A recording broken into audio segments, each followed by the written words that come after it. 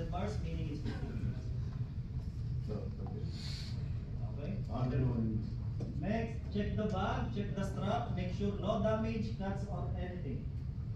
Now for donning, it's very easy and simple.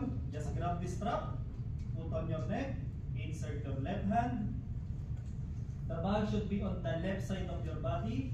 Adjust the height, lift up this bag, hold up this strap. Next, open the cover strap.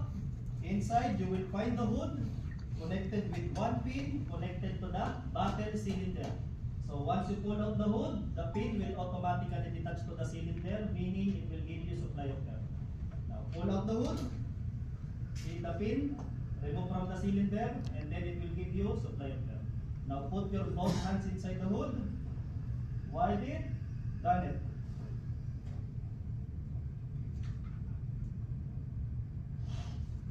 For tapping, just grab the hood from the top, pull it out.